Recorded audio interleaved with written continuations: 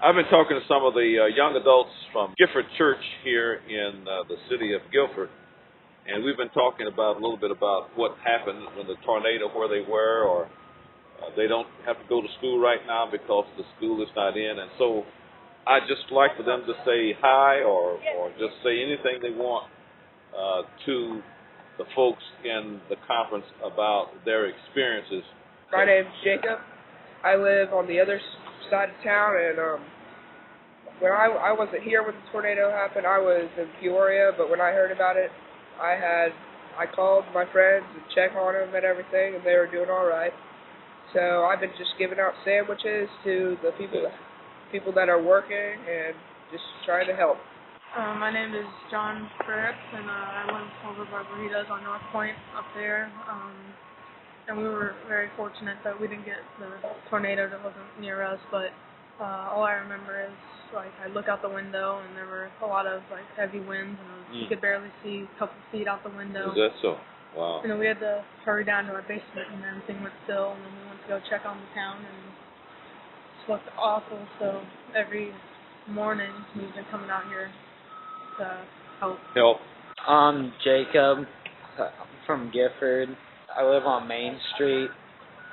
When the tornado hit, I was down in my basement, but after it happened, when I came outside, there were just trees everywhere and, like, nothing standing really. But then to see that Gifford really fought back and made a comeback, really cleaned up everything, it's really doing pretty good. I'm Chad. I live on the other side of by North Point where they do, and yeah, we didn't really see anything, but like after the storm passed, we could just see all the clouds going by and everything. It was just scary. Like, you usually only hear about this stuff and watch it on movies and everything, but it's actually really scary, and it actually happens to your town. I want to thank you because you represent the hope. You represent people who have a lot of hope when things like this happen. As you said, you woke up, you got through it, and all of you told me that you've been helping to get your town put back together, and I think that's a good thing. And God bless all of you. Okay. Take care. What have they had you do so far? What can you do so far? Not much so far. Monday and Tuesday they had the town blocked off except for relatives and close friends of the homeowners. They made a list and they let those people in. Well, what can we do or will we do whenever we're allowed? We're going to have ERTs in tomorrow morning. Okay. Starting at 8 o'clock. Now, what's ERTs? What is that? Early response team. Okay. Okay. And so we'll do whatever, mostly cleaning up and carrying. All the debris has to be carried to the street side in order to be picked up by the state and county.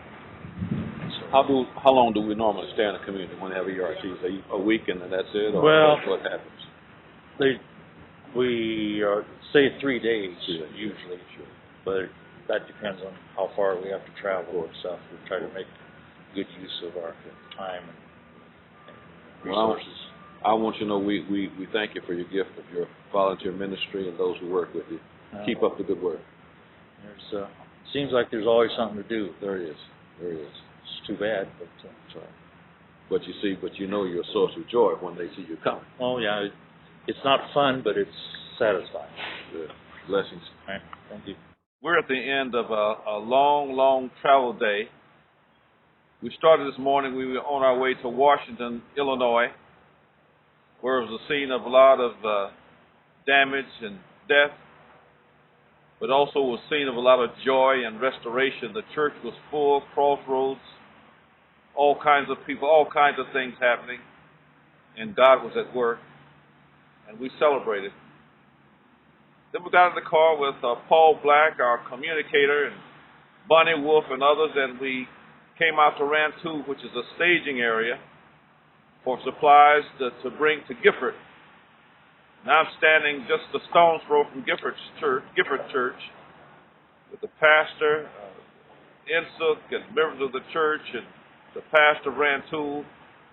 And I want you to know that, once again, there's nothing like the church. We're better together. people who are called to value life, called to value being a neighbor, called to value God, who brings us life in the midst of death. And while we are a long, long, long way from Easter, I see Easter in this very place. And I saw Easter in Washington, Illinois. And I want to invite all of you to remember your neighbors with prayer. Remember them with your money. Remember them with your ability, if you have, and if you called, and if you got the right clearance, to come and be at these various and sundry places and help your neighbors recover. That's all I want to say, and just say God bless you and God keep you, and I'll be talking to you again, okay?